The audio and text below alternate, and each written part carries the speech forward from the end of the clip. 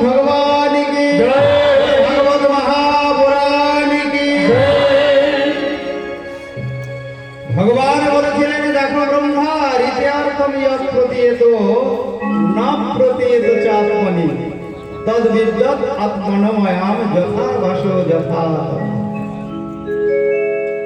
আমাকে ছাড়া এই জগতে যা কিছু দেখো সব আমার মায়া। নারদ বলেছিলেন প্রভু আমাকে একদিন তোমার মায়া দেখাবে। ভগবান বলে নারদ আর কিছু দেখতে চাও কিন্তু আমার মায়া স্বরূপ দেখতে চেও। বলে না দেখবো। প্রভু তোমার এই মায়া মায়া মায়া মায়া মায়াটা আমাকে একটু দেখাও। তো ভগবান একটা পাত্র হাতে দিয়ে নারদকে বললেন নারদ একটু জল নিয়ে আসো। যাও একটু জল নিয়ে আসো। নারদ একদিন গেছে জল আনে।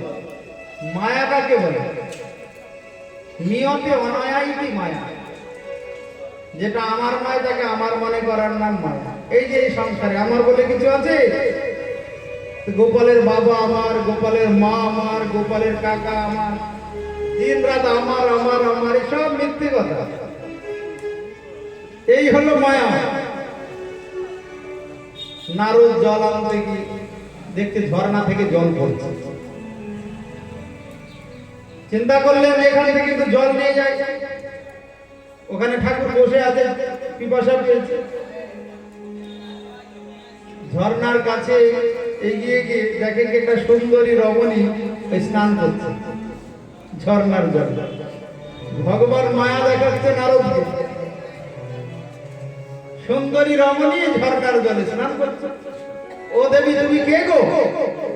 তুমি এখানে কেন? তুমি এখানে কেন? কি করছো একা? বলে দেখো সাধু বাবা আমার কেউ নেই জগতে। নারদ চিন্তা করছে ভালোই হলো আমারও তো কেউ নেই। এত সুন্দরী রূপবতী রমণী তার এত নির্জন স্থানে স্নান করছে। ভগবানকে তো এই রূপ ধারণ করেছে করে মায়া দেখাবে। ভগবান তো সব রূপ ধারণ করতে পারে। অসুরদেরকে বধ করি, অসুরদের হাত থেকে অমৃত কুম্ভ নিয়ে দেবতাদেরকে পান করাবেন বলে ভগবান মোহিনী রূপ ধারণ করবেন আমরা দেখেছি। নারদের মনকে মোহিত করার জন্য ভগবানের রূপবতী সুন্দরী রমণীর রূপ ধারণ করেছে। দিয়ে বলছে আমার জগতে কেউ নাই। নারদ বলছে তাহলে ভালোই হলো, চলো চলো চলো সংসার করি। আমিও চিন্তা করে অসময়ে কে দেখবে আমাকে। তোমারও যখন মনে এই চিন্তা চলো সংসার। নারদ সংসারই হয়ে গেল। এই যে আমরা চিন্তা করি অসময়ে কে দেখবো, ওই জন্যই তো যাই সংসার করতে। বাবা মা বলে যে বাবা এই তোকে কে রান্না করে দেবো, আমরা চলে গেলে কে দেখবে? আচ্ছা বৌমাটা যে রান্না করে দেবে শেষ পর্যন্ত দেখবে তার গ্যারেন্টি আছে তো? বৌমা যে চিরদিন থাকবে ছেলের কাছে গ্যারেন্টি দিয়ে যাবে তো বাবা মা? কে কার সেবা করে? ছেলের সেবা করার জন্য বৌমা আনলো। বৌমার এমন একটা রোগ হলো ছেলেই বৌমা সেবা করছে। এও তো জগতে হয়। একজন আরেকজনের দেখার চিন্তা করে। এইটাই হলো মায়া। নারদ চিন্তা করছে যাক একটা মনের মতো রমণী পেয়েছি সংসার করি। এইবার সংসার করেছে বনের মাঝে কুটির নির্মাণ করে। ভগবান কিভাবে মায়া দেখাচ্ছেন। কুটির নির্মাণ করে এবার সংসার করছে মনের আনন্দে। মনের যত কথা বলে আর ওই রমণী হুহা করে। কয়েক বছর যেতে না যেতে মায়ার মাধ্যমে হঠাৎ সন্তান এলো। একদিন খুব ঝড় বৃষ্টি, প্রচন্ড ঝড় বৃষ্টি হচ্ছে। একজন আর একজনকে দেখতে পাচ্ছে না, বনের মাঝে ভেসে যাচ্ছে। সন্তান ভেসে গেল, তারপরে রমণী সেও ভেসে যাচ্ছে। নারদ চিন্তা করছে সর্বনাশ, যাকে আমি সর্বস্ব দিয়ে ভালোবাসলাম সে আমায় ছেড়ে চলে গেল। ঠাকুর তুমি আমায় বাঁচাও, আমার কেউ নাই। পেছন থেকে ভগবান বলে, নারদ আমার জল কই, আমায় জল দাও। এ কি প্রভু, এই যে ঝড় বৃষ্টি সংসার, এ কোথায় গেল সব? ভগবান বলছেন, এইটাই হলো আমার মায়া। দৈবেশা গুণময়ী মম মায়া দুরত্বয়া মাম এব যে প্রপদ্যন্তে মায়া বেদান্তরন্তিতে। হে অর্জুন, আমার এই ত্রিগুণাত্মক মায়াকে বোঝা বড় কঠিন। কে বুঝতে পারে, কে মায়াকে অতিক্রম করতে পারে? যে আমার চরণে স্মরণ। মায়াধীন ভগবান আমি, আমার চরণে স্মরণ নিলে তবে এই মায়া থেকে সে উদ্ধার হতে পারে, মায়ার স্বরূপ বুঝতে পারে। না হলে যতই মন দিয়ে সংসার করুক, সকাল থেকে রাত্রি পর্যন্ত পরিশ্রম করেই যাচ্ছে, কিসের মোহে? কার লাগে এত করি না ঘুরছিল ভ্রম, গর্ধবের মতো আমি করি পরিশ্রম, কার লাগে এত করি না ঘুরছিল ভ্রম। যারা ভগবানকে বলে মন দিয়ে সংসার করে তাদেরকে মহাজন গাধা বলে তুলনা করেছে। গর্ধব গাধা কি করে? পিঠে করে বোঝা বই, চিনির বস্তা নিয়ে যায়, গাধা বোঝে চিনির শাক? গর্ধবের মতো আমি করি পরিশ্রম, কি লাগি এত করি না ঘুরছিল ভ্রম, কার জন্য করছি, সে আমায় কি দেবে? কিন্তু ওই পরিশ্রমটা যদি ভগবানের জন্য করা হয় তাহলে দুর্লভ মানব জন্ম সার্থক হয়ে যায়, ধন্য হয়ে যায়। হরে কৃষ্ণচন্দ্র ভগবান কি! গাধা হয়ে থাকতে হবে না, কিন্তু একটু মানুষ হতে হবে। গাধা হলে হবে সকাল থেকে রাত্রি পর্যন্ত পরিশ্রম, কিন্তু কিসের জন্য যে এত খাটছি, ঘেটে ঘেটে শরীর শেষ, লাভটা কি হবে? বিশেষ কোনো লাভ হবে না যদি ভগবানের শ্রবণ কীর্তন স্মরণ না হয়। তাই ভগবান ব্রহ্মাকে বলেছিলেন, রীত্যার্থম যৎ প্রতীয়তে ন প্রতীয়তে চ আত্মনি তদ বিদ্যাৎ আত্মানমায়াম যথা ভাসো যথা তম যথা মহান্তি ভূতানি ভূতেষু চ বশেষ্যনু প্রবিষ্টান্যে প্রবিষ্টানি তথা তেষু নশ্যহম।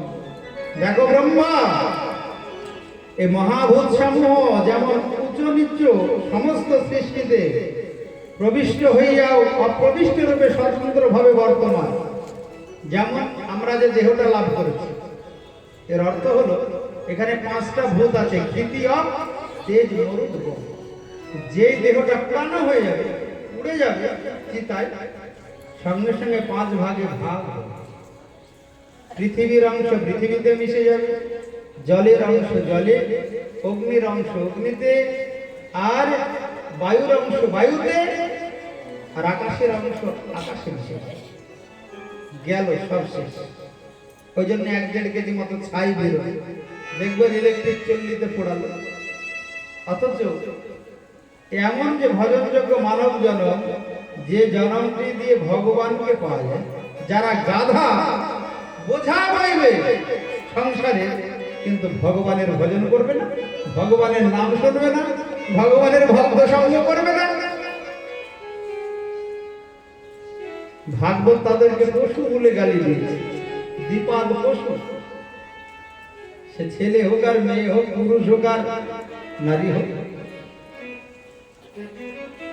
তাদেরকে পশুর সঙ্গে তুলনা করেছে। পশু যেমন শুধু খাই ঘুমায় আর বংশ বিস্তার করে, এ সংসারে যারা অভক্ত, ভগবানের ভজন করে না, নাম করে না, সেবা করে না, তার চরণে ফুল তুলসী দেয় না, তাদের সেবা করলে পশু সেবা করার সমান ফল পাওয়া যায়। বলো রাধা রানী কি! একটা পশুকে সেবা করলে যে ফল, এই অভক্তকে সেবা করলে সমান ফল। ওই জন্যে তারই সেবা করতে হবে যে ভগবানের ভজন করে, ভগবানের নাম করে। মহাপ্রভু বললেন, কৃষ্ণের সংসার করো ছাড়িও না। সংসার করবে কৃষ্ণের, আর এই জগতে আপনকে কৃষ্ণ ভক্ত। কৃষ্ণ ভক্ত বৈষ্ণব যারা ভগবানের ভজন করে সে আপন, আর পরকে যে কৃষ্ণ ভজন করে। আমার হরিকে যে ভালোবাসে এ জগতে তার মতো আর বান্ধব নাই। আমার হরিকে যে ভালোবাসে এভাবে তার মতো আর বান্ধব নাই। হরিকে যে ভালোবাসে তার মতো আর বান্ধব নাই। মনে বলে তারে পেলে নয়ন জলে পাধুয়ায়। আমার মনে বলে তারে পেলে নয়ন জলে পাধুয়ায়। হরিকে যে ভালোবাসে তার মতো আর বান্ধব নাই। হরিকে যে ভালোবাসে আমার মুখে যাহা মিষ্টি লাগে মনে বলে খাওয়াই তোকে। মুখে যাহা মিষ্টি লাগে মনে মনে খাওয়াই তাকে। আমার মনে বলে বুকে রেখে প্রাণের যত দুঃখ জানাই। মনে বলে প্রাণে রেখে মনের যত দুঃখ জানাই। হরিকে যে ভালোবাসে তার মতো আর বান্ধব নাই। হরিকে যে ভালোবাসে যার মুখে ভাই হরি কথা না তার কাছে তুমি যেও না। যার মুখ দেখি ভুলে যাবে হরি তার মুখ বানিয়েছে। কদিন রহিবে ভব মাঝিয়া। ওই জন্য জগতে আপনকে ভক্ত বৈষ্ণব সাধু যাদেরকে দর্শন করলে পরে ভগবানের কথা মনে হয়। ওই জন্য মহাপ্রভু বলেন সংসার করলেও কৃষ্ণের সংসার করলো। যে অভক্ত আছে তাকে ভক্ত করার চেষ্টা করবে, না হলে কিন্তু সংসার জীবনে তুমি বিফল হবে। সংসার করলেও কিন্তু কোনো সার খুঁজে পাবে না। নিজের স্বামী যদি ভক্ত হয় তুমি তার সেবা করবে, ভক্ত সেবা বৈষ্ণব সেবার ফল পাবে। স্ত্রী যদি ভক্তিমতী হয় তার সেবা করবে, তার যা কিছু প্রয়োজন মেটাবে, তুমি তার ফল পাবে ভক্ত সেবা বৈষ্ণব সেবা।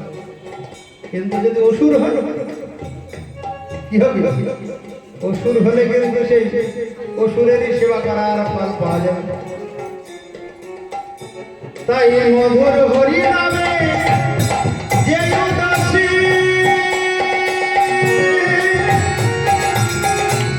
প্রাণে বলে হই তার দাসী। হরি নামে হই উদাসী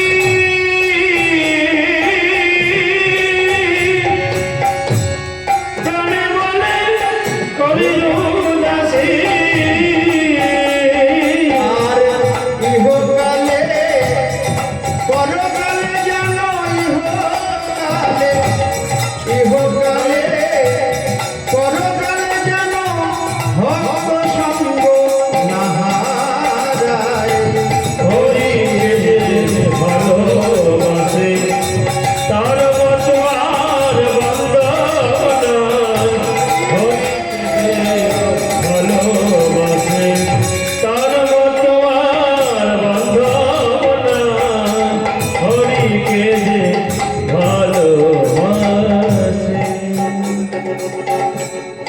ওই জন্যে যে কটা দিন জগতে থাকা যাবে ভক্ত সঙ্গে জীবনটা কাটাতে হবে। এই যে 7 দিন আমরা ভক্ত সঙ্গ লাভ করব, একদিনও যেন বাদ না যায়। যতই কাজ থাক আগে আগে সেরে নিতে হবে। এই ভক্ত সঙ্গ সাধু সঙ্গের ফল জন্ম জন্মান্তর অক্ষয় হয়ে থেকে যায়। এর কোনো নমিনি হয় না। এই ভক্ত সঙ্গ সাধু সঙ্গের ফলে ভগবানের খাতায় নাম লেখা হয়ে যাবে। 7 দিন ভাগবত শ্রবণের ফল, এই যে ভাগবত শ্রবণের ফল ভগবানের খাতায় লেখা থাকবে, এই ভক্ত সঙ্গের ফল। তাই ভগবানকে জানাতে হবে, প্রভু যেদিন আমি এই জগৎ ছেড়ে চলে যাব সেদিন না যেন তোমার ভক্ত সঙ্গ লাভ হয়, তোমার ভক্ত দর্শন হয়, তোমার নাম গুণ কীর্তন মুখে উচ্চারণ হয়, তবে আমার দুর্লভ মানব ধন্য, এ জন্ম ধন্য হয়ে যাবে। তাই শনি ভক্তের মুখে হরি কথা জানো খাতা ছাড়ে পঞ্চ আত্মা, হরি ভক্তের মুখে হরি কথা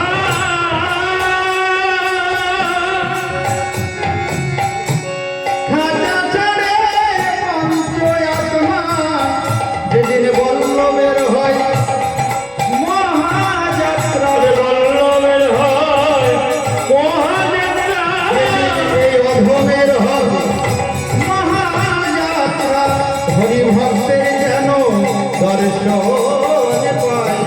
হরিকে যে ভালো তার মতো আর বান্ধব নাই, হরিকে যে ভালোবাসে তার মতো আর বান্ধব নাই। আমার মনে বলে তারে পেলে মনে বলে তারে পেলে নয়ন জলে বধূয়া। আমার নয়নে বলে তার পেলে নয়ন জলে আধুয়ায়, হরিকে যে ভালোবাসে তার মতো আর বান্ধব নাই, হরিকে যে ভালোবাসে তার মতো আর বান্ধব বলো কৃষ্ণচন্দ্র ভগবান কি?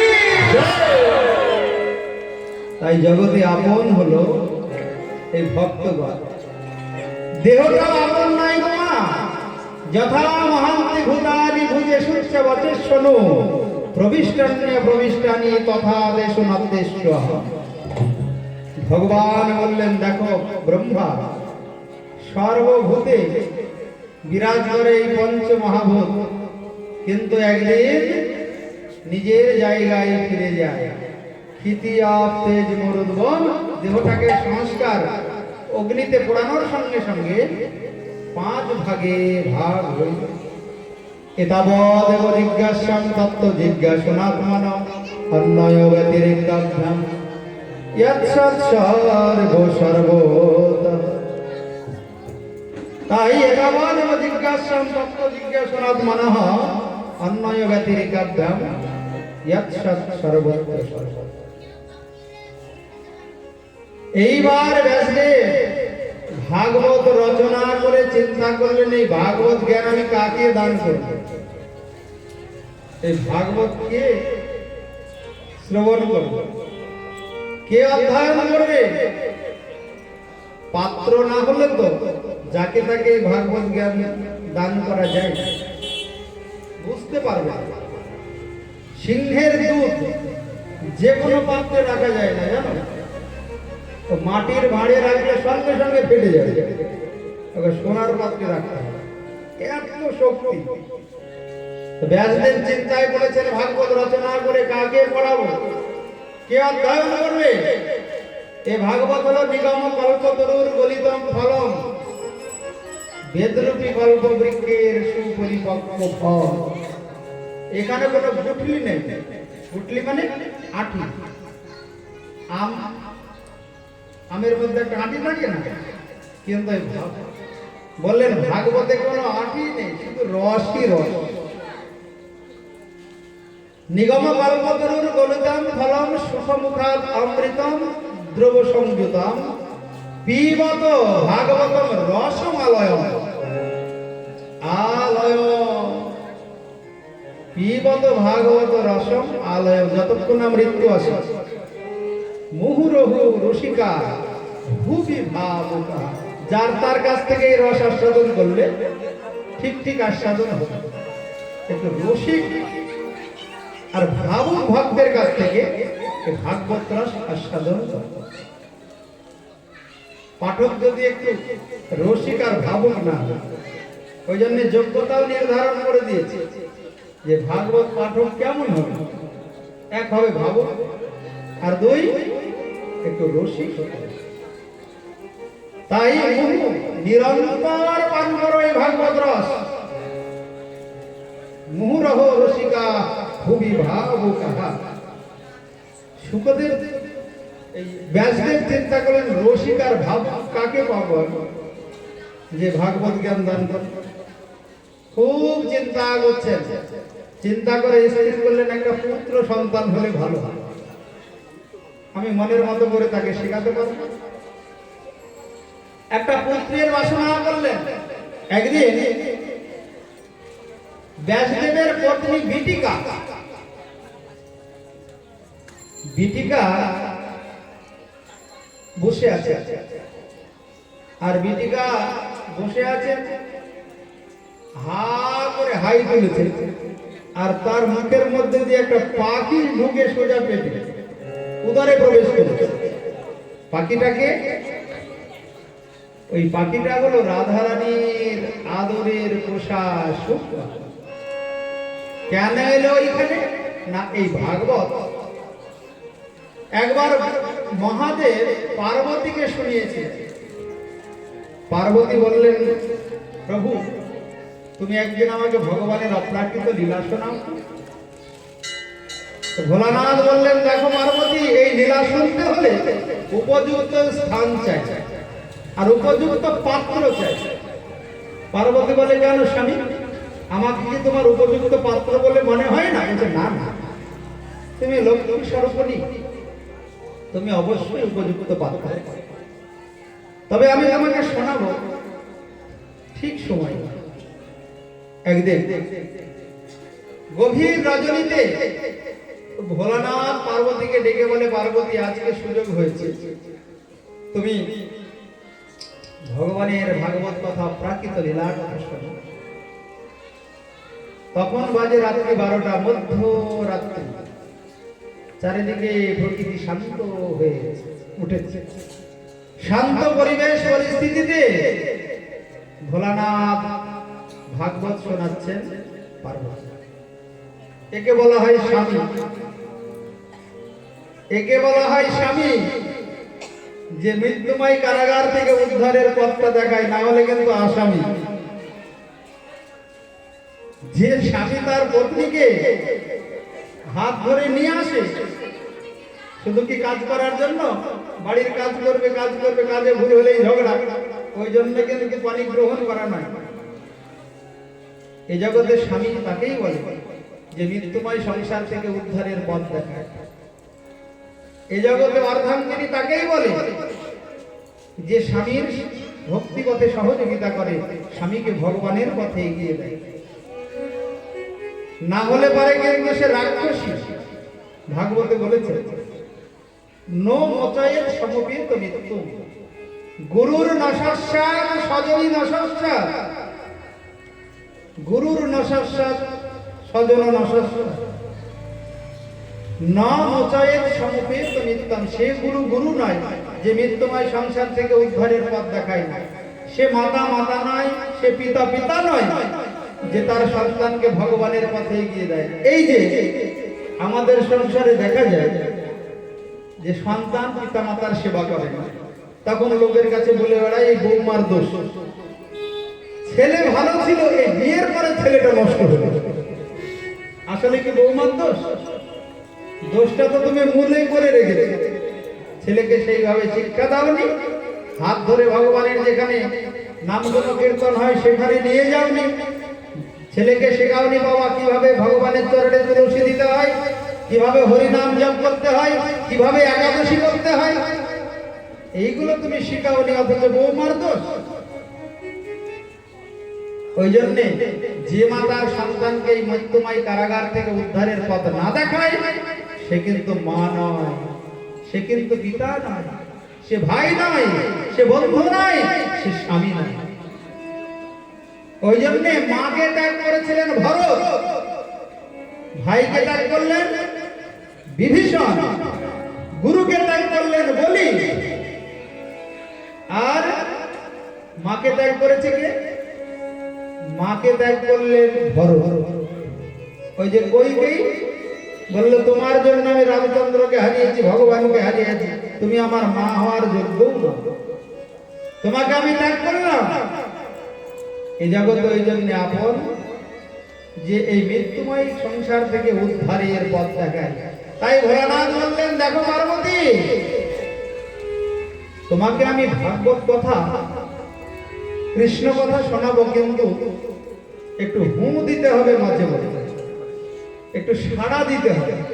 কারণ আমি যখন ভগবানের কথা বলবো, মন তো আমার ভগবানের চিন্তা করবে, হয়তো দেহে আর মনটা থাকবে না, দেহবোধ থাকবে না, কিন্তু তুমি জেগে আছো কিনা বা ঠিক মন দিয়ে শ্রবণ করছো কিনা আমাকে জানার জন্য একটু সাড়া দিতে হবে। তোমাকে সাড়া দিতে হবে কি না, হু বলবে। এইবার ভাগবত কথা শুরু করলেন ভোলানাথ, অপ্রাকৃত ভগবানের লীলা কথা পরিবেশন করছেন।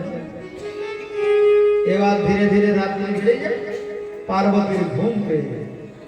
পার্বতী আস্তে করে শিব ঠাকুরের কোলে মাথাটা রেখে হু দিচ্ছে। কতক্ষণ আর শুয়ে থেকে হু দেবে, হঠাৎ ঘুম চলে এলো। আর যেই ঘুম এসেছে, ওই ডালে ছিল একটা সুখ পাখি। ওই গাছের ডালে, যে গাছের নিচে ভোলানাথ পার্বতীকে ভাগবত শোনাচ্ছেন, সেই গাছের ডালে ছিল এই সুখ পাখি। চিন্তা করলেন, এত সুন্দর কথা, ভগবানের লীলা কথা বন্ধ হয়ে যায়।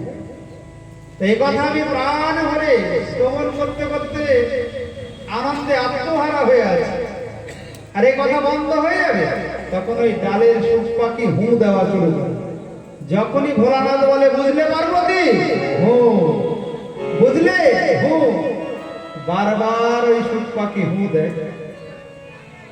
এখন ভোলানাথের কি হয়েছে, হঠাৎ বাহ্যক জ্ঞান ফিরে এসেছে। চেয়ে দেখি সর্বনাশ, অচৈতন্য হয়ে আছে পার্বতী। একই পার্বতী, ডেকেও সাড়া নেই, তাহলে হু দিল কে?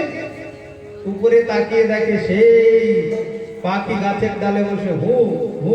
সে আবার হু বন্ধ করেনি, সেও ভগবানের লীলা কথা শুনে এমন ভাবে মুগ্ধ হয়েছে, লীলা কথায় সে হু দিয়েই যায়।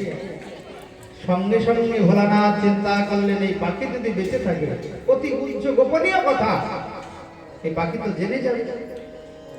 তখন ত্রিশূল নিয়ে তাড়া করলেন, ওকে আমি হত্যা করব।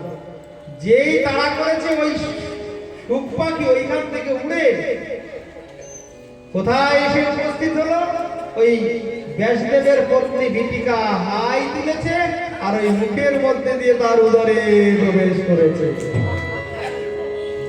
উদরে প্রবেশ করেই মানব শরীর ধারণ করেছে, সেই হলো শুকদেব গোস্বামী। 12 বৎসর মাতৃগর্ভে ছিল, এটা নিয়ে মতান্তর আছে। পুরাণে বলা আছে 16 বৎসর, কিন্তু ভাগবতে বলেছে শ্লোকে 62 বর্ষ, মানে 12 বৎসর। 16 বছরও ভুল নয়, 12 বৎসরও ভুল নয়, মতান্তর আছে। তো মাতৃগর্ভ থেকে আর শুকদেব ভূমিষ্ঠ হয় না। ব্যাসদেব চিন্তা করছে, ভালোই হলো, আমি এই ভাগবত জ্ঞান আমার নিজের পুত্রকে দান করব। যাকে তাকে দান করলে সে বুঝতে পারবে। এবার 12 বৎসর কেটে গেল, মাতৃগর্ভ থেকে ভূমিষ্ঠ হয় না। ব্যাসদেব বলে, পুত্র, ওহে আমার পুত্র, তুমি ভূমিষ্ঠ হও। মাতৃগর্ভ থেকেই কথা বলে বাবা, মাতৃগর্ভ থেকেই কথা বলতে পারে। বলে, আমি তো ভূমিষ্ঠ হব না। কারণ কারণ তুমি ওই যে বললে আমার পুত্র, আমার শব্দটাই হলো মায়ার শব্দ। এই আমার আমার আমার আমার যতদিন থাকবে, ততদিন সে ভগবানকে লাভ করতে পারবে না। আর ওই আমারটা যেদিন তোমার হয়ে যাবে সেদিন ভগবত দর্শন হয়ে যাবে। ওই জন্য ভগবানকে দর্শন করা কিন্তু বেশি কঠিন নয়। শ্রীধর স্বামীপাদ টিকাতে বলেছেন সবচাইতে সহজ হলো ভগবানকে পাওয়া। কেমন না, ওই আমারটা যদি কোনোদিন তোমার হয়ে যায় সেদিন সে ভগবানকে লাভ করে। বলো রাধা রানী কি, এ কথা কে বলেছিল? উদাহরণ ওই শ্রীবাস ঠাকুর। যখন পুত্র বিয়োগ হয়ে যায় মহাপ্রভু বলে শ্রীবাস তোমার একমাত্র পুত্র বিয়োগ হয়েছে, তোমার কোনো চিন্তা নেই, কোনো দুঃখ নেই।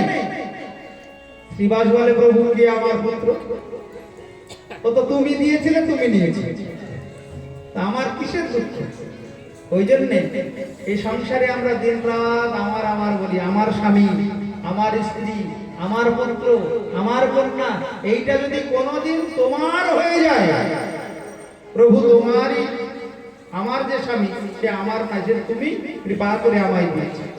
আমার যে পত্নী সে তোমারই সন্তান, তুমি কৃপা করে আমার কাছে দিয়েছে। আমার পুত্র আমার নয়, তোমার দাস, তোমার সেবক। আমার বলিতে প্রভু আর কিছু নাই, তুমি আমার মাত্র পিতা, বন্ধু, ভাই। তমেব মাতা চ পিতা তমেব বন্ধুশ্চ সখা তমেব বিদ্যা দ্রবিণাম তমেব সর্বম মম দেব। তাহলেই ভগবত দর্শন হয়।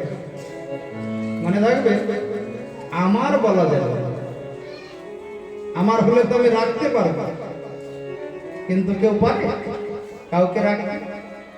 এই যে করোনা মহামারীতে কত মায়ের কোল খালি হয়ে গেল, পারলো রাখতে? আমার ছেলে আমার মেয়ে, কত আমার ছেলে আমার মেয়ে গেল।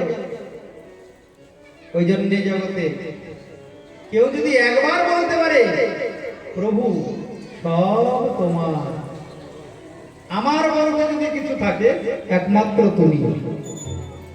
তুমি আমার মাত্র পিতা, বন্ধু, ভাই, তাহলে তার দুর্লভ মানব জন্ম ধন্য হয়ে যাবে। ব্যাসদেব বলছে ওহে আমার পুত্র বৎস তুমি ভূমিষ্ঠ।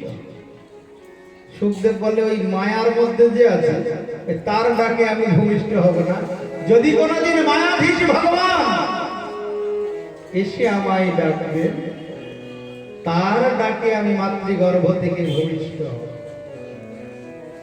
মায়াধীশ ভগবান যদি আমায় এসে ডাকে, ওই ব্যাসদেব ভগবানকে আহ্বান করলেন প্রভু তুমি রক্ষা করো। ভগবান এলেন মায়াধীশ, এসে বললেন সুখদেব তুমি মাতৃগর্ভে এতদিন থাকলে মাতৃ হত্যা পাপে অপরাধী হবে, পাপী হবে, তুমি ভূমিষ্ঠ হবে। কে তুমি?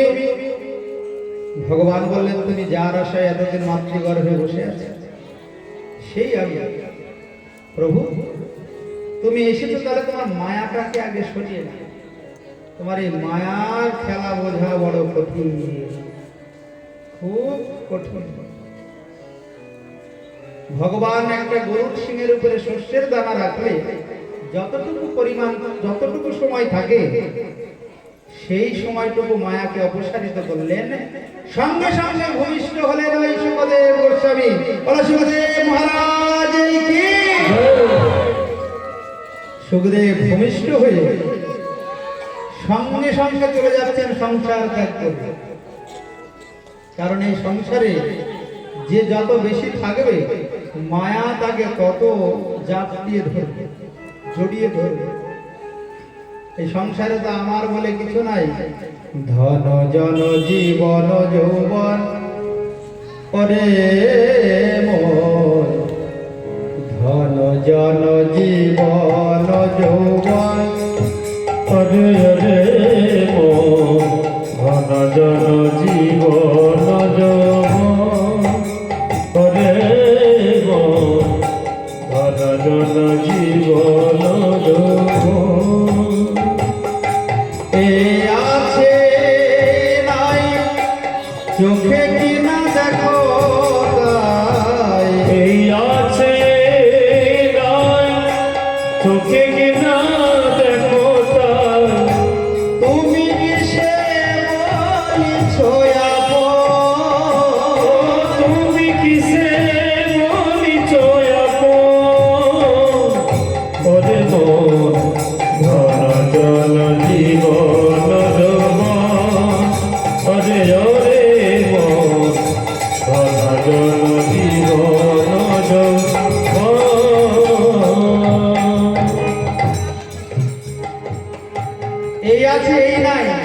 চোখে কিনা দেখো না? পদকর্তা বলছে তুমি কাকে আপন বলছো? আমরা এসেছি কার কথা শুনতে বলুন তো? আমাদের জন্ম জন্মান্তরের যে আপন, আমরা তার কথা শুনতে এসেছি।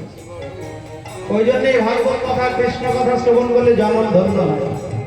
সংসারে যারা আছে তারা কিন্তু আপন নয়, এই জন্মে মায়ার কারণে আপন হয়েছে, পরের জন্মে আর দেখা হবে না। কিন্তু ভগবান আগে ছিলেন, এই জন্মে আছেন, পরের জন্মে থাকবেন, জন্ম জন্মান্তরের আপন হলো ভগবান। তাই ওই আপন জনকে ভালোবেসে শুকদেব গোস্বামী ভূমিষ্ঠ হওয়ার সঙ্গে সঙ্গে বনে চলে যাচ্ছে। আমি এই সংসারে থাকবো না, কেন? এই সংসারে থাকলে মা একটু পরে আমায় কোলে নিয়ে আদর করবে, আর যেই মা কোলে নেবে ব্যাস আমি মায়ায় চলে যাব। ওই যে মায়ারও প্রথম অক্ষর মা, আর মায়েরও প্রথম অক্ষর মা। মা হলো সবচাইতে মায়ার বস্তু।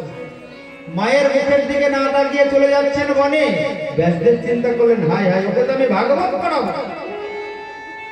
ভাগবত জ্ঞান দান করবো, তো চলে গেলে তাহলে আর আমার লাভটা কি হবে? আমি যে এত কষ্ট করে ভাগবত রচনা করলাম। এবার পেছনে পেছনে ছুটছে, হা পুত্র হা পুত্র হা পুত্র। বনের ভিক্ষুগণ বলে কে কার পুত্র, কে কার পুত্র, কে কার পুত্র? কাতব কান্তা কস্তে পুত্র সংসার অয়ম অতীব বিচিত্র কোষ্ঠ কুম্বা কুত আয়ত তত্ত্বম চিন্তয় তদিদম ভ্রাত ভজ গোবিন্দাম ভজ গোবিন্দাম গোবিন্দাম ভজ মূঢ়। তুমি কোথা থেকে এসেছো, কোথায় যাবে? একবার চিন্তা করো। এই জগতে এক পুত্র কন্যাকে তোমার আপন, তুমি কার?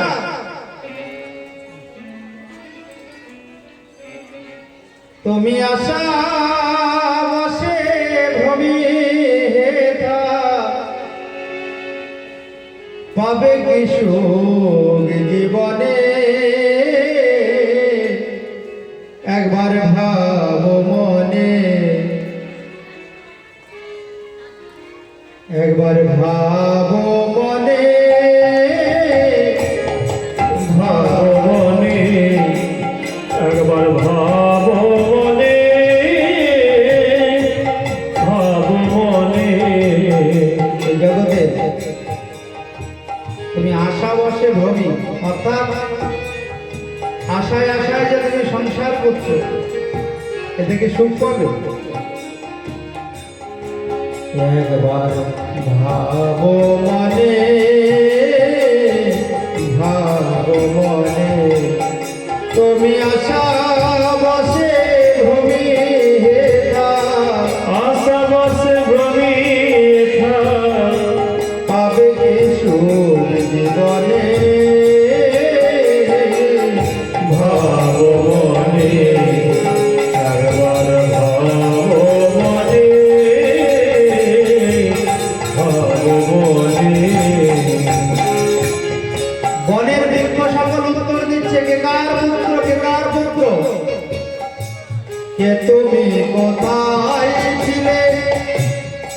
ওই ব্যাসদেব, তুমি যে আজকে পুত্রের মোহে হা পুত্র হা পুত্র হা পুত্র বলে বনে বনে ভ্রমণ করছো, তুমি কার? কে তুমি কোথায় ছিলে? কি করিতে হেথায় এলে? কে তুমি কোথায় ছিলে, কি করিতে হেথায় এলে? কি বা কাজ করে তুমি গেলে? কি বা কাজ করে গেলে? যাবে কোথা শরীর পতনে?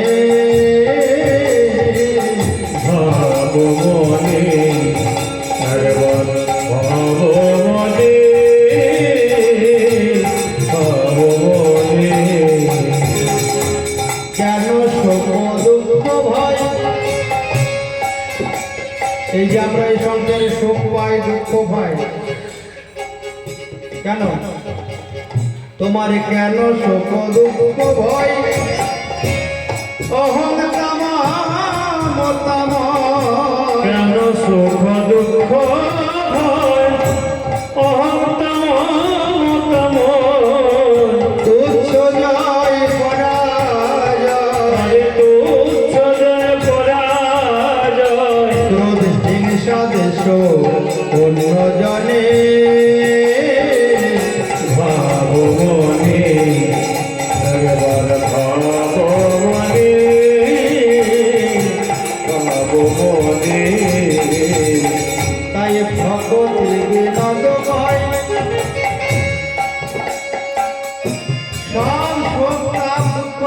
যাবে একটা উপায় অবলম্বন করলে।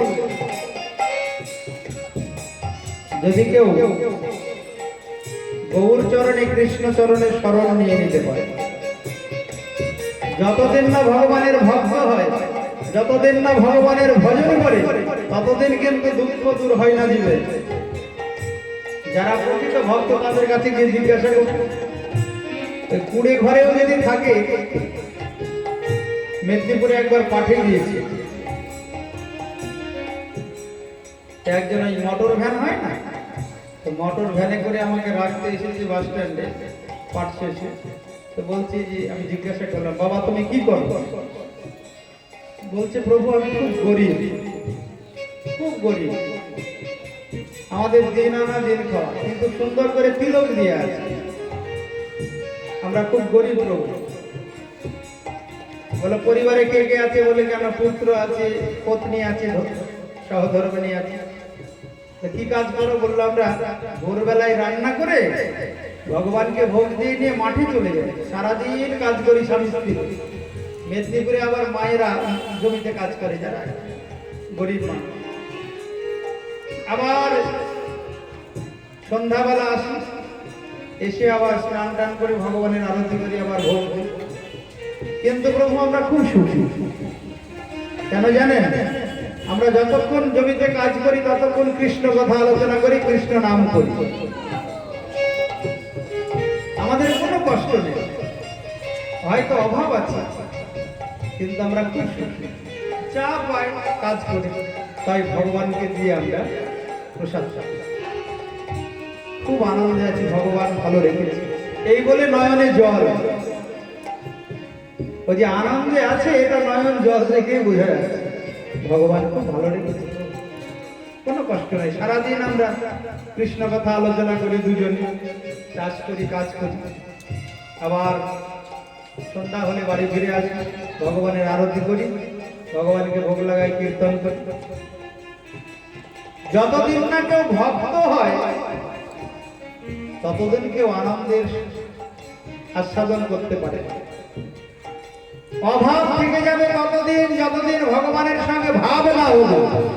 আর একবার ভাব হয়ে গেলে আর অভাব বলে কিছু থাকবে না। তাই ভগতে নদ মনামা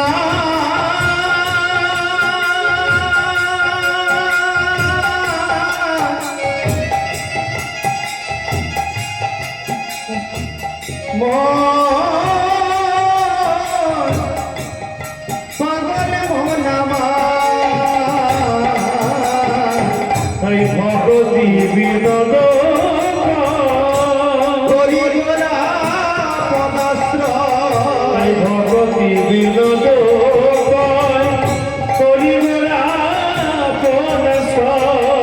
চিদানন্দ রস সে যে চিদানন্দ রসময়, হৌ রাধা কৃষ্ণ নমো গানে। ভাবমনে হরি ভাবমনে ভাবমনে তুমি আশা বসে ভূমি তুমি আশা বসে ভবি হেতা, পাবে কি সুখ জীবনে। একবার ভাবমনে একবার ভাবমনে ভাবমনে। চন্দ্র মনোপেত অপেত কৃতম দৈপায়ন বীরহ কাতরো আজুহাব, পুত্রেতি তন্ময় তয়া তর গোভিনেতু তম সর্বভূত হৃদয়াম মুনিমানতস। যস্য অনুভাবমখিলম স্তুতি সারমেকম অধ্যাত্ম দীপমতি তিতির শতম তমোহন। সংসারিণাম করুণায়াহ পুরাণ গুহ্যম তম ব্যাস শুনমুপজামি গুরুম মুনিনাম। এইবার হা পুত্র করছে, বিপদে পড়েছে ব্যাসদেব। গুরুদেব এসে উপস্থিত হলেন, তাকে বলে গুরু, যে শিষ্যের বিপদে এসে হাজির হয়। শিষ্য যদি কোথাও বিপদে পড়ে, গুরু যেখানেই থাকুন না কেন বুঝতে পারবে যে আমার শিষ্যের বিপদ হয়েছে। নারদ এসে উপস্থিত। ব্যাসদেব, এ কি তুমি পাগলের মতো কাকে হাপুত্র হাপুত্র হাপুত্র বলে ডাকছো? নারদ পেছনে, ব্যাসদেব পেছনে থেকে তাকিয়ে দেখে কি গুরুদেব এসেছে। নারদকে প্রণাম করে বললেন, গুরুদেব দেখুন আমার একমাত্র পুত্র। নারদ হাসছে, আমি এমন শিষ্য করেছি আবার আমার একমাত্র পুত্র বলে। এ বেটার দিব্যজ্ঞান এখনো ঠিকঠাক লাভ হয়। যদি লাভ হতো তাহলে আমার পুত্র বলতো। এ জগতে দীক্ষা নেওয়ার পর কেউ যদি আমার আমার আমার আমার করে জানবে তার দিব্যজ্ঞান হয়নি, ও দীক্ষাই হয়নি। বলো রাধা রানী কি। যদি ঠিকঠাক গুরুচরণ আশ্রয় হয়, গুরু কৃপা হয়, দীক্ষার পরে সে আমার আমার না বলে বলতে থাকবে তোমার তোমার তোমার। তাকে বলা হয় গুরুদেব। আমরা এখানে অনেকে দীক্ষা নিয়েছি, কি গো বাবা, আমরা আমার বলি না তোমার বলি? যদি আমার শব্দটা মুখে থেকে গেল তাহলে জানবে ঠিকঠাক দীক্ষা হয়নি, সম্বন্ধ হয়নি। সম্বন্ধ যদি ঠিকঠাক হয় সেদিন থেকে তোমার তোমার তোমার। বিবাহটা যদি ঠিকঠাক হয়, পতিব্রতা রমণী স্বামীর চরণে শরণ নিয়ে কি বলে, তোমার ইচ্ছায় আমার ইচ্ছা। আর যদি গড়বড় হয় তখন নিজের ইচ্ছা প্রকাশ করবে। আর যদি ঠিকঠাক সম্বন্ধ বিবাহ হয় তখন কি বলবে, আজ থেকে আমি তোমার চরণে শরণ নিলাম, তোমার ইচ্ছাই আমার ইচ্ছা, সব তোমার। মানস দেহ কেহ যো কিছু মোর, ওর পিনু আপদে নন্দ কিশোর। আমি আজ তোমার চরণে সমর্পণ শরণাগত হলাম প্রভু, আমার বলতে যা কিছু সব তোমার। দীক্ষা হলো অথচ আমার আমার আমার আমার, তাহলে কি হলো? তাহলে জানবে ওখানে গুরুদেব ঠিকঠাক জ্ঞান দিতে পারেনি বাবা। গুরুদেব যদি ঠিকঠাক দিব্য জ্ঞান দেয়, আমার আমার শব্দটা শিষ্য বলবে, বলবে সব তোমার প্রভু। আমি আসার সময় এসেছি খালি হাতে, যাবার সময়ও কিন্তু খালি হাতে যাই। এমনকি মাতৃগর্ভ থেকে যে ভূমিষ্ঠ হলাম, যে দেহটাকে আশ্রয় করে, সে দেহটাও আমি নিয়ে যাচ্ছি, আমি দেহটাকে ত্যাগ করে চলে যাব। তাই আমার আমার যদি থেকে যায় তাহলে পরে আর গুরুচরণ আশ্রয় হয়। নারদ বলছে, বেটা আমি তোমাকে দীক্ষা দিলাম আমার মতো গুরুদেব, আর তুমি বলছো আমার পুত্র। হ্যাঁ, ওটা তোমার পুত্র। এ জগতে আমার বলতে কে আছে? কেউ। বলে গুরুদেব, আরে আমি তো তাকে ভাগবত জ্ঞান দান করবো। বললো এইভাবে হবে না, ভাগবত জ্ঞান দান করবে তুমি, তাকে কথা ঠিক, কিন্তু সে তো তোমার ঘরেই যাবে। বলে আমার পুত্র আমার ঘরে যাবে না? বলছে না। তাহলে গুরুদেব কোন কি উপায় নেই, পথ নেই, তাকে আমি ঘরে নিয়ে যেতে পারি? বললো আছে। ওই সুখদেব ব্রহ্মনিষ্ঠ অর্থাৎ ব্রহ্মজ্ঞানী, এই ভগবানকে কেউ যারা জ্ঞানী তারা মনে করে ব্রহ্মজ্যোতি, যারা যোগী তারা মনে করে পরমাত্মা, আর যারা ভক্ত তারা মনে করে ভগবান, ষড়ৈশ্বর্যপূর্ণ ভগবান। নারদ বলছেন, শোনো ব্যাস, বদন্তি তত্ত্ববিদস্তত্ত্বম যজ্ঞান অদ্বয়ম ব্রহ্মেতি পরমাত্মেতি ভগবান ইতি শব্দ। একই পরম তত্ত্ব বস্তু। জ্ঞানীর কাছে হয় ব্রহ্ম, ব্রহ্ম জ্ঞানীর কাছে হয় ব্রহ্ম, যোগীর কাছে হয় পরমাত্মা, আর ভক্তের কাছে হয় ভগবান। তোমার ওই পুত্র পরম জ্ঞানী ব্রহ্মনিষ্ঠ, তাকে তুমি ফিরিয়ে নিতে পারবে না তোমার গৃহে। একটা উপায় আছে, যদি তাকে কৃষ্ণ লীলা শোনাতে পারো। ভগবান শ্রীকৃষ্ণের এত আকর্ষণী ক্ষমতা, ওই জন্য তার নামই হয়েছে কৃষ্ণ। তার মনকে আকর্ষণ করবে, আর মনকে আকর্ষণ করে তোমার ঘরে নিয়ে যাবে। বলো রাধা রানী কি। তখন নারদ বললেন, তুমি তাড়াতাড়ি বাড়ি গিয়ে তোমার আরো তো শিষ্য আছে, তাদেরকে একটু ভগবানের লীলা কথাযুক্ত শ্লোক ভালো করে শেখাও, আর বনে গিয়ে সেই শ্লোক কীর্তন করতে হবে। তো ব্যাসদেব তাড়াতাড়ি বাড়ি গিয়ে অন্যান্য শিষ্যদের লীলাযুক্ত শ্লোক, যে কথায় ভগবানের নাম রূপ গুণ লীলার বর্ণন আছে, সেই শ্লোক শিখালেন। শিখে বললেন বনের মধ্যে গিয়ে একটু কীর্তন করো তোমরা। ওই লীলা কথা শুনে যদি সুখদেব ঘরে ফিরে আসে, তাহলে পরে আমার জনম ধন্য হবে। তখন এই শিষ্যরা গিয়ে কীর্তন করছে ভগবানের নাম রূপ গুণ লীলা কথা। বরহা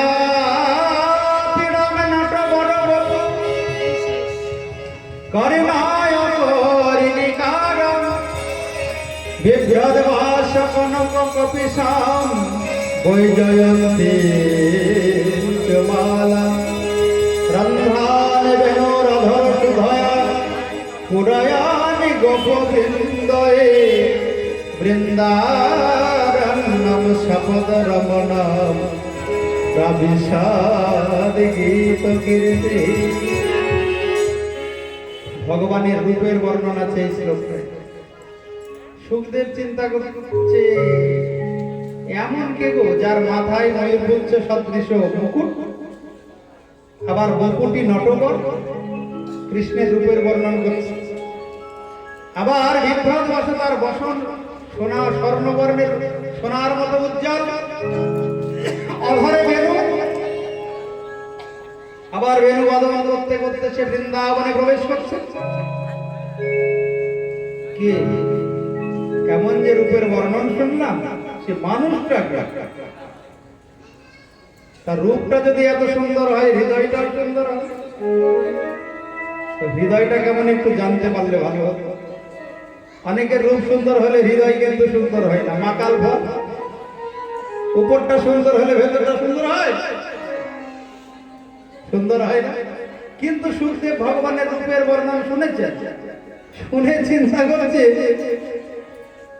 এত সুন্দর, তো তার হৃদয়টা কেমন একটু গুণটা কেমন জানতে পারলে ভালো। তখন আর একটা শিষ্য আর একটা ভাগবতে শ্লোক কীর্তন করছে।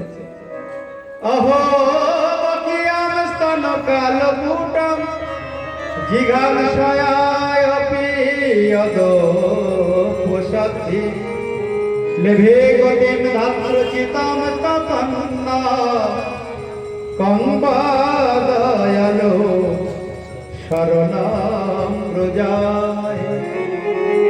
বাবা তার হৃদয়টা আবার এত সুন্দর। অহো বকিয়াম স্তন কালকুটম, বকাসুরের বোন পুতনা স্তনে কালকুট বিষ মাখিয়ে যাকে হত্যা করার জন্য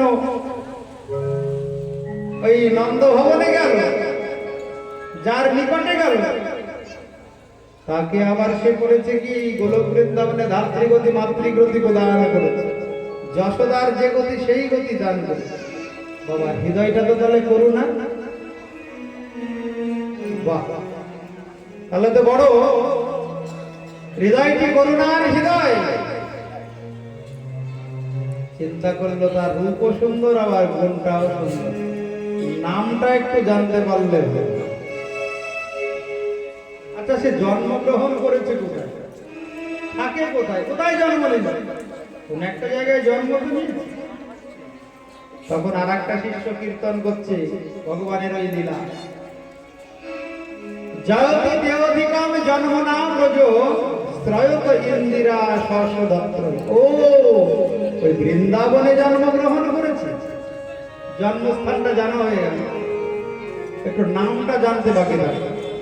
4 নম্বর শিষ্য বললেন তার নাম এবার আমি বলি। তাসাম আবির্ভূত শবরী স্ময়মান মুখাম্বজ পীতাম্বর ধরশ্রী সাক্ষাৎ মন্মথ মন্মথ। তার নাম হচ্ছে সৌরী,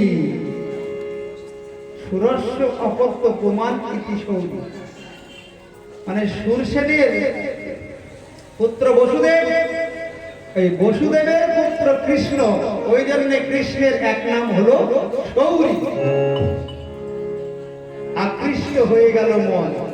ওই শিষ্যদের কাছে সুখদেব এসে বলল, ওগো তোমরা এত সুন্দর সুন্দর যে বর্ণন করলে, আরেকটু বলো।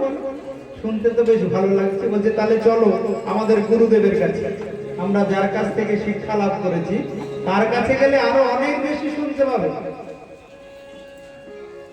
তাই ভগবানের নাম রূপ গুণ লীলার এমন মহিমা, আত্মারাম আত্মকাম যারা ব্রহ্মজ্ঞানী তাদের মনকেও আকর্ষণ করে।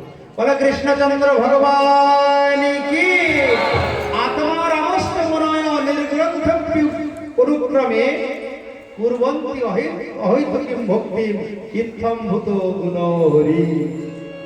ভগবানের এমনই গুণ, আত্মার আমস্ত মনয় নির্গ্রন্থি অপি অনুক্রমে, যাদের সমস্ত গ্রন্থি ছেদন হয়েছে, সংসারের প্রতি যাদের কোনো মোহ মায়া নেই, 24 ঘন্টা যারা ভগবানের চিন্তায় ডুবে আছে, আত্মারাম আত্মকাম যারা, তাদের মনকেও আকর্ষণ করে ভগবানের লীলা কথা। শুকদেব ফিরে গেলেন ব্যাসদেবের গৃহে। ব্যাসদেবের গৃহে ফিরে যাওয়ার পরে ভাগবত অধ্যয়ন করলেন।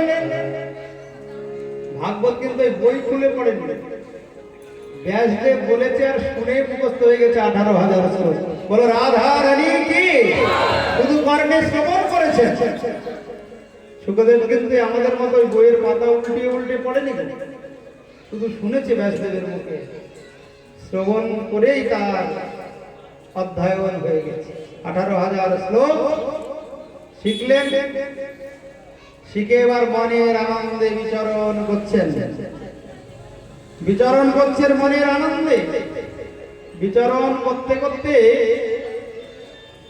হরিদ্বারে গঙ্গার তটে উপস্থিত হয়েছেন। কেন না, ওইখানে পাণ্ডব কুলপতি পরীক্ষিত মহারাজ প্রায় উপবেশনে বসেছেন, মানে অনশন ব্রত। অনশন ব্রত কাকে বলে? মৃত্যু না আসা পর্যন্ত সে অন্ন জল কিছুই গ্রহণ করবে, সেই দিকে যাচ্ছেন ওই শুকদেব গোস্বামী। তাই সকল শাস্ত্র অধ্যয়নের সমাপ্তির পর মাহাত্ম্য পাঠ করা হয়। এই যে ভাগবত, এরা তো জগতে মহিমা কেন? অন্যান্য গ্রন্থে কি হয়, আগে মাহাত্ম্য বর্ণন থাকে না। যে ভাগবত শুনিয়েছিলেন পরীক্ষিতকে এই শুকদেব, সেই ভাগবতের একটু বিশেষ মহিমা বর্ণন করছেন এখানে। মহাজন বললেন মাহাত্ম্য কিন্তু এখানে আগে বলা হয়েছে। শুকদেব গোস্বামীও কিন্তু আগে মাহাত্ম্য গিয়ে বলেছিলেন পরীক্ষিতকে। কেন না, মাহাত্ম্য শুনলে পারে আরো শ্রবণের আগ্রহ বেড়ে যায়। পরীক্ষিত বললেন দেখুন, আমার তো অভিশাপ হয়েছে, আমাকে যে ভগবানকে লাভ করতে হবে 7 দিনের মাথায়।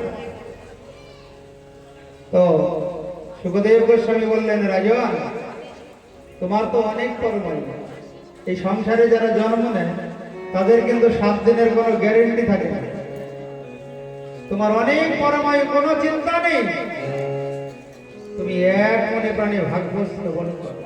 পরীক্ষিত মহারাজ যখন প্রায় উপবেশনে বসলেন, তখন পৃথিবীর বিভিন্ন দেশ থেকে ব্রহ্মর্ষি দেবের্ষি ঋষিগণ এসে বলে, রাজন তোমার তো অনেক ধন সম্পদ আছে, তুমি দান করো, তুমি হোম করো, তুমি যজ্ঞ করো।